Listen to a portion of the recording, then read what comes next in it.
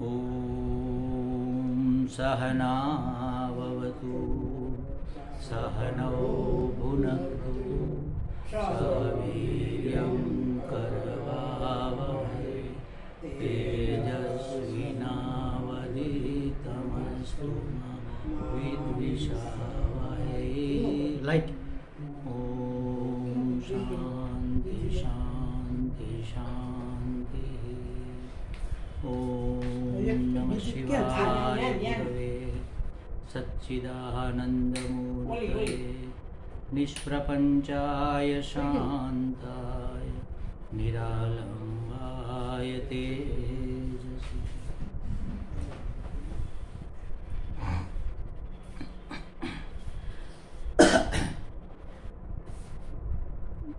पहले 3-4 श्लोक का पाठ करेंगे, फिर इसको समझने का प्रयत्न करेंगे।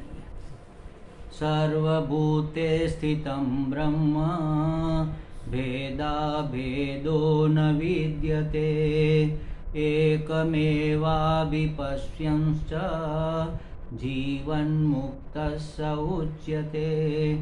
तत्त्वं क्षेत्रं व्योमातीतम् अहं ब्रह्म क्षेत्रज्ञ उच्यते। अहं कर्ता च भोक्ता च जीवन्मुक्तः स उच्यते। तत्त्वं क्षेत्रं व्योमातीतम् अहं क्षेत्रज्ञ उच्यते। अहं कर्ता च भोक्ता च जीवन्मुक्तः स उच्यते। कर्मेन्द्रियपरित्यागी ध्यानावर्जितचेतसः आत्मज्ञानी तथैवैकः जीवन्मुक्तः स उच्यते। शारीरं केवलं कर्म शोकमोहादिवर्जितं शुभाशुभपरित्यागी जीवन्मुक्तः स उच्यते। कर्म सर्वत्र आदिष्टं न जानाति च किंचन कर्म ब्रह्म विजानाति जीवन्मुक्तः स उच्यते। चिन्मयं व्यापितं सर्वम् आकाशं जगदीश्वरं सहितं सर्वभूतानां जीवन्मुक्तः स उच्यते। इसका इंतजार कर रहे थे हम, इसलिए शुरू नहीं कर रहे थे। आज ये એવું થયું કે વાંધો નહીં, આવતો હતો ને તથા બાપુના ઘર આગળ જો બે લોગાઈ રહ્યું ને એને જો બહાર જોવા આવ્યો બાજુવાળા हमारे यहाँ क्यों कुछ હું નરસિંહ બાપુ બે રોજ અહીંયા આવતા હવે આને ડેલી छोड़ो छोड़ो छोड़ो छोड़ो यार। सर्वभूते स्थितं ब्रह्म भेदा भेदो न विद्यते, ये कर चुके हैं हम। एकमेवाभिपश्यंश्च जीवन मुक्त स उच्यते। इसका अर्थ होता है सभी प्राणियों में अवस्थित, सर्वभूते स्थितम, सभी प्राणियों में अवस्थित क्या है? ब्रह्म। ब्रह्म है और वह कैसा है? भेद और अभेद से पर। उसमें कोई भेद नहीं है, कोई अभेद नहीं है। भेद क्यों नहीं है? क्योंकि एकम एव अद्वितीयम है, एक ही है, तो उसमें भेद कहाँ होगा? और अभेद क्यों है? क्योंकि अनेक रूप में प्रतीत हो रहा है, तो इसलिए अभेद भी नहीं कह सकते, तो उसमें भेद और अभेद का अभाव माना जाता है। स्वरूपतः एक है, रूपतः अनेक है। ऐसा जो जानता है मतलब कि अनिर्वचनीय है, अनादि है, अनंत है, अनिर्वचनीय है। और माया अनादि है, शांत है, वह भी अनिर्वचनीय है। इस तरह से जो जानता है एक अद्वितीय परमात्मा तत्व को, जो सर्वत्र व्याप्त जानता है। सर्वभूते स्थितम का मतलब यही हुआ, सर्वत्र व्याप्त, हर एक भूत में, पंचमहाभूत है, कण कण में व्याप्त, उसको जो जानता है, सर्वत्र व्याप्त जो जानता है, देखता है, ऐसा शब्द प्रयोग किया था हमने। सर्वत्र व्याप्त देखता है, वह महात्मा ही वास्तव में जीवन मुक्त है। महात्मा वह महात्मा ही, ऐसा कहा। तो मतलब यह हुआ कि उसके सिवा भी कोई महात्मा होगा। तो महात्मा तो उसको कहते हैं जिसकी आत्मा, मतलब जिसका हृदय, मन को भी आत्मा कहते हैं, हृदय को भी आत्मा कहते हैं, हम तो शरीर को भी आत्मा कहते हैं। तो उसका हृदय इतना विशाल हो, सबको उसमें स्थान मिले, महान आत्मा, उसको कहेंगे महात्मा। सबको एकोमोडेट करे, सबको अपने हृदय में स्थान दे, इसको महात्मा कहेंगे। वो कब होगा? जब उसने ये जाना कि सर्वत्र व्याप्त परमात्मा ही है, ऐसा जानने वाला पहला महात्मा। जानकर मानने वाला, उससे भी उत्कृष्ट महात्मा दूसरे लेवल का। और जानना और मानना के उपरांत उसको अपने व्यवहार में भी लागू कर देने वाला महात्मा, वो इससे भी उत्कृष्ट महात्मा तो हो गया। सबको अपने हृदय में स्थान दिया, तब से महात्मा तो हो गया। या तो जान लिया कि सब परमात्मा है, तो अपने आप हृदय में स्थान तो हो ही गया। सब परमात्मा है तो उसका स्थान तो उसके हृदय में हो गया, क्योंकि ये साधक है, सन्यासी है या नहीं है ये अलग बात है, लेकिन साधक तो है ही। और उन्होंने अपने हृदय को इतना विशाल कर रखा है कि सबके लिए उसके हृदय में जगह है, स्थान है सबके लिए, तो महात्मा तो है। तो जिसने ये जाना, जिस साधक ने ये जाना कि परमात्मा सर्वव्याप्त है, सर्वभूतों में व्याप्त है, एकम एवं अद्वितीय है, उसमें भेद अभेद नहीं है, ऐसा जिसने जाना, यह महात्मा। ऐसा जानकर जिसने माना, यह भी महात्मा। उससे उत्कृष्ट एक स्टेप। और जानकर मानकर फिर समझा माने व्यवहार में इसका एप्लीकेशन किया, व्यवहार में लाए, तो ये ऐसे महात्मा को जीवन मुक्त कहते हैं।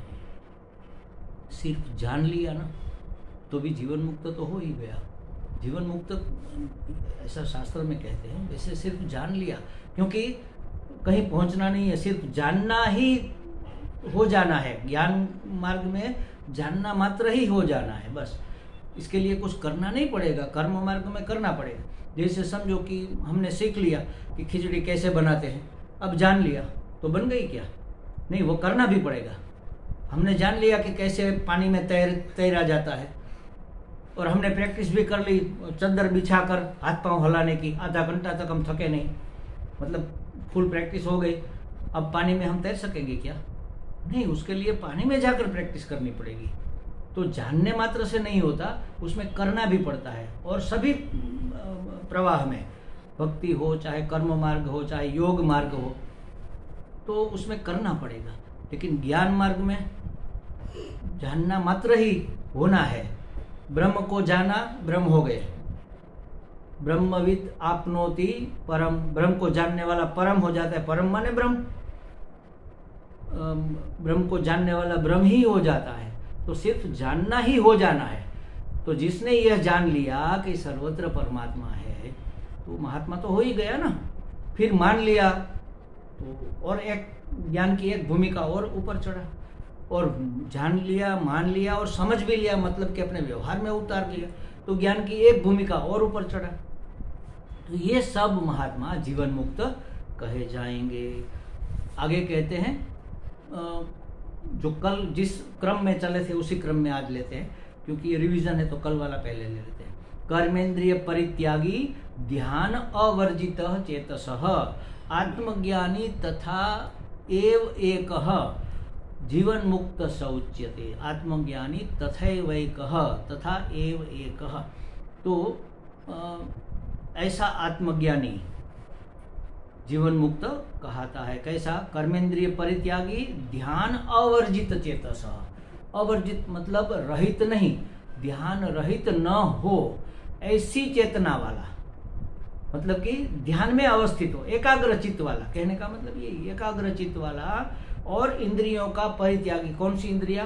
कर्मेंद्रियों का परित्यागी। अब अच्छा, कर्मेंद्रिया तो ये मेरा हाथ कर्मेंद्रिया है, तो हाथ का त्याग मैं कैसे करूंगा? जीभ मेरी कर्मेंद्रिय है, वाणी कर्मेंद्रिय है, वाचा, तो वाणी का त्याग तो मौन करके हो सकता है, लेकिन हाथ का पांव का त्याग कैसे करूंगा?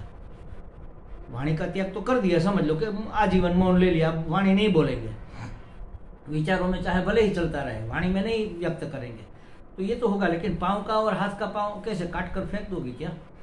तो कर्मेंद्रियों का परित्यागी का मतलब है कर्मेंद्रियों का जो उपयोग है वह नहीं करने वाला।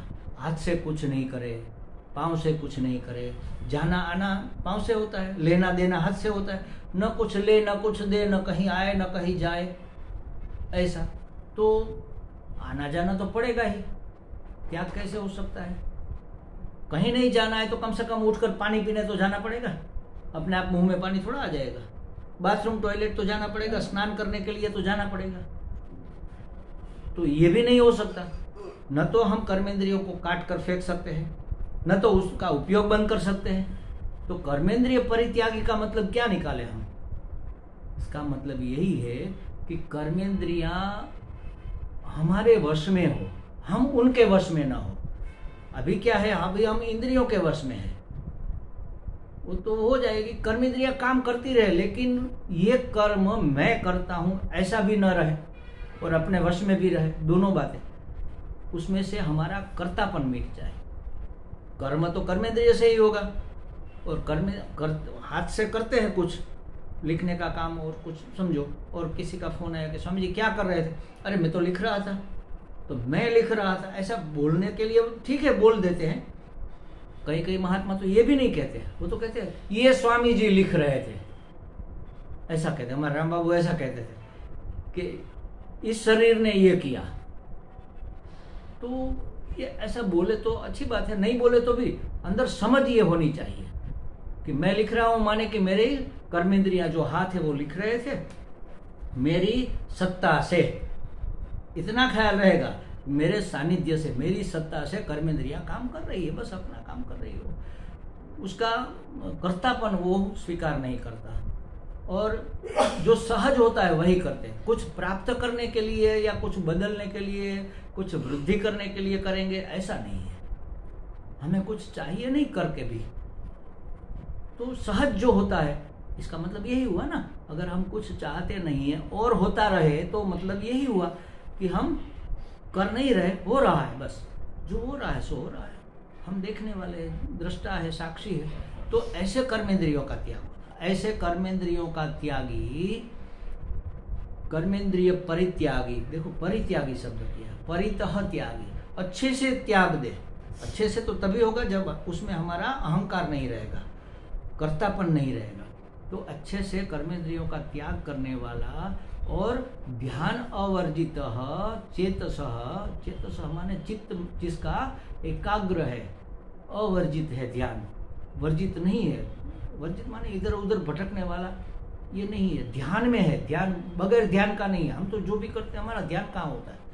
मन कहीं और घूमता है, काम कहीं और होता है, मन कहीं दूसरी जगह रहता है, और बातें या काम कहीं, हाँ कक्षा यहाँ सुन रहे हैं, मंदिर में ऐसा भी होता है। बहनें जब बैठी होती है ना, तो वो ये मटर छिलती है, वटाना मटर छिलती है, और बातें भी होती है। तो काम, हाथ अपना काम कर रहा है, मुख अपना काम कर रहा है, और मन और कहीं और तीसरी जगह है। ये तो होता है ना। तो ऐसा नहीं, चित्त एकाग्र, एक में अग्र, मतलब कि चित्त के आगे एक ही विषय और कोई हो ही नहीं। और एक तो कौन है? एक तो परमात्मा ही है। तो वही हो, मतलब एकाग्र हो माने हम कहते तो है कि लिखने में मेरा मन एकाग्र हो गया। ठीक है, ये कह सकते हैं कि लिखने की क्रिया ही सिर्फ मन में रही और कुछ रहा नहीं, तो उसको एकाग्र कहेंगे। लेकिन वास्तव में एकाग्र लिखना एक तरह से हो सकता है, दूसरी तरह से हो सकता है, तीसरी तरह से हो सकता है। पेन से लिखना हो सकता है, पेंसिल से हो सकता है, एक पत्ते पर लिखना हो सकता है, नोटबुक में भी हो सकता है, कहीं ट्रेन की टिकट के पीछे भी लिखना होता है। अनेक प्रकार से लिखना तो हो सकता है। कहाँ एक के अग्र आप रहे?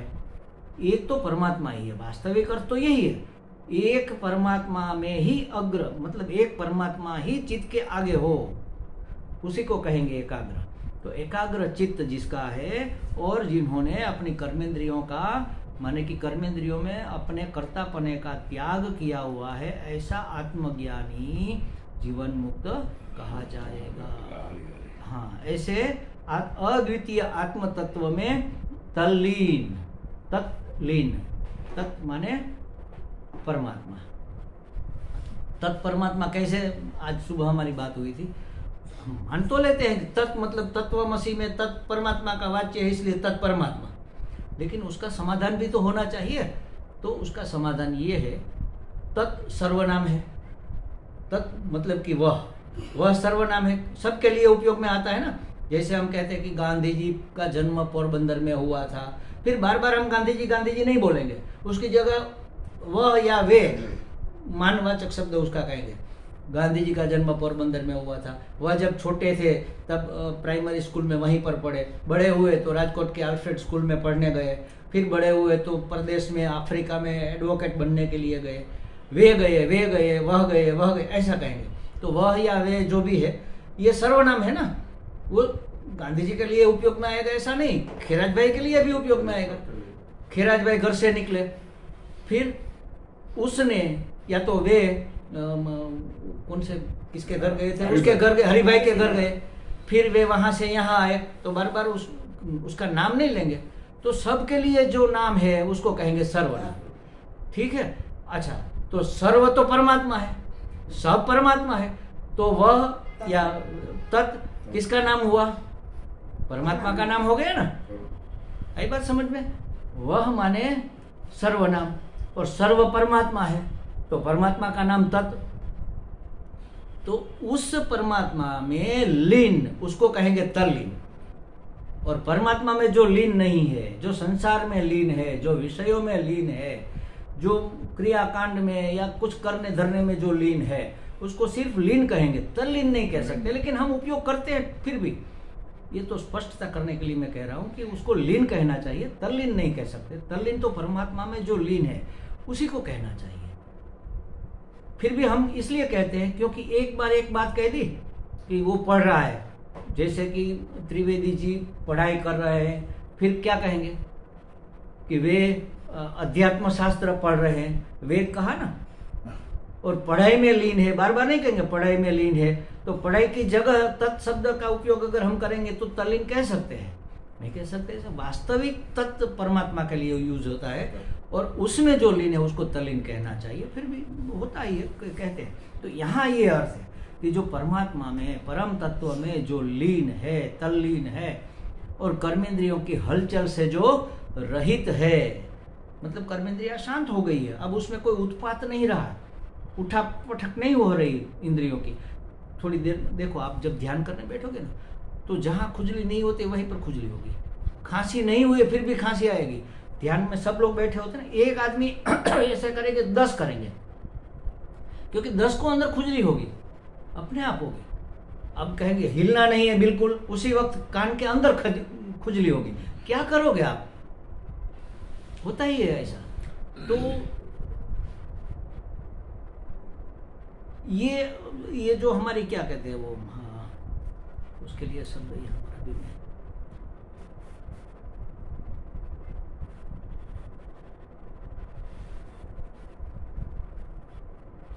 हलचल, ये शब्द में दिमाग से निकल गया। तो इंद्रियां कुछ ना कुछ, कर्मेंद्रियां हलचल करती रहती है, ज्ञानेंद्रियां भी करती रहती है। आंख इधर उधर घूमती रहती है, कान इधर उधर की बातें सुनता रहते हैं। यहाँ पढ़ाई हो रही है, यहाँ सत्संग हो रहा है, लेकिन बाहर से कोई आवाज़ आए तो तुरंत कान खड़े हो जाएंगे, कौन आया, किसकी आवाज़ आई, क्या टकराया, किसी का एक्सीडेंट हुआ कि कोई गिरा कि क्या हुआ, तुरंत हमारे कान वहाँ जाते ही है ना।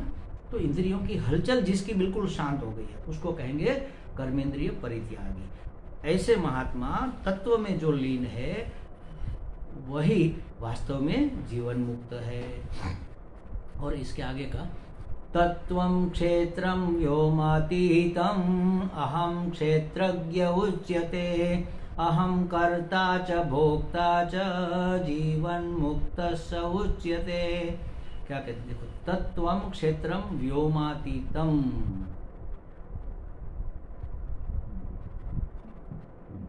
तत्व क्षेत्र है, तत्व माने क्या, जिससे ये शरीर, ये संसार बना है। शरीर का, संसार का तत्व कौन सा है? महाभूत, पंच महाभूत, ये उसका तत्व है, उसका सार। तत्व का मतलब यहाँ सार है, इसका सार तो पंच महाभूत ही है, उसी में से सब बना है। तो जो पंच महाभूतों से बना हुआ यह शरीर है वह क्षेत्र है। तो इसका मतलब ये हुआ कि सिर्फ शरीर क्षेत्र नहीं है, पंच महाभूत से लेकर शरीर तक सब क्षेत्र है। पंच महाभूत में अंतिम कौन सा है, मतलब पहला कौन सा है? अंतिम तो पृथ्वी है, पहला आकाश है। तो आकाश, फिर आकाश से वायु, वायु से अग्नि, अग्नि से जल, जल से पृथ्वी, पृथ्वी से अन्न, अन्न से तन, यहाँ तक का जो है सब क्षेत्र कहा जाएगा। और आकाश से आगे, उससे पहले क्या है? आत्मा न आकाश संभूत, लेकिन आत्मा ने, आकाश तो है ही, लेकिन आकाश से पहले एक अहंकार है। सबसे पहले तो अहंकार का सर्जन हुआ। अहंकार, हमारा अपना जो अहंकार है ना, ये व्यष्टि अहंकार है, और सबका अहंकार मिलकर समष्टि अहंकार एक होता है, जिसको कभी हिरण्यगर्भ भी कह देते हैं। तो ये समष्टि अहंकार जो है, वहां तक का क्षेत्र है। अहंकार से लेकर उससे आगे भी ये सब क्षेत्र ही है, मतलब परमात्मा के सिवा सब क्षेत्र है, समझ लो ना ऐसा। तो क्या कहते हैं? तत्वम क्षेत्रम व्योमातीतम, पंच महाभूतों से बना यह शरीर क्षेत्र है व्योमातीत, आकाश से परे। व्योम माने आकाश, आकाश से परे मतलब अहंकार, अहंकार माने मैं अपने को हम, आकार मैं ही कहते हैं। तो मैं कौन है? जीव। तो ये जीव क्षेत्रज्ञ है। अहंकार जानने वाला है क्षेत्र, और क्षेत्रज्ञ, क्षेत्र को जानने वाला क्षेत्रज्ञ। खेतर, खेती करने वाला खेडूत, किसान। उसी तरह ये क्षेत्र है और अहंकार क्षेत्रज्ञ है। तो पंच महाभूतों से बना यह शरीर क्षेत्र है। आकाश व्योमातीत, आकाश से परे मतलब उससे पहले कौन है? अहंकार। तो वह क्या है? मैं ही जीव, मैं माने जीव, वही क्षेत्रज्ञ है। यह मैं अहंकार ही समस्त कर्मों का कर्ता और समस्त फलों का भोक्ता, कर्ता और भोक्ता, क्या? समस्त कर्मों का कर्ता और समस्त फलों का भोक्ता, यह अहंकार ही है नहीं, बनता है तो नहीं, वास्तव में वो थोड़ा ही करता है। उसके हाथ में होता तो कोई अपना बुरा क्यों करता? भाई देख लो, अगर मैं करता होता तो मैं अपना बुरा हो जाए ऐसा काम ही क्यों करता?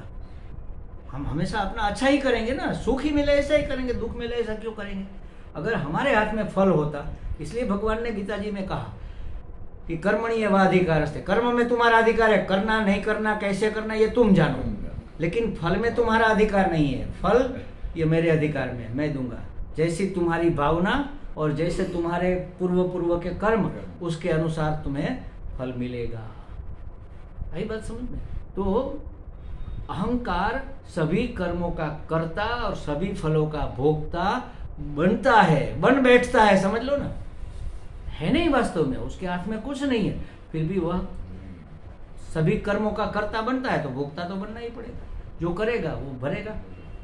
मैं नौकरी करूं और पगार आप थोड़ी ले जाएंगे, पगार मुझे ही मिलेगा, मैं ही लूंगा। कहूँगा कि नहीं मैंने नौकरी की है, मुझे पगार दो, तो पगार मुझे मिलेगा। अगर गलती करूंगा तो डांट किसको खानी पड़ेगी? मीठा मीठा गप, कड़वा कड़वा थू, ये दो बातें नहीं चलती। कई लोग मुझे, अरे तेरी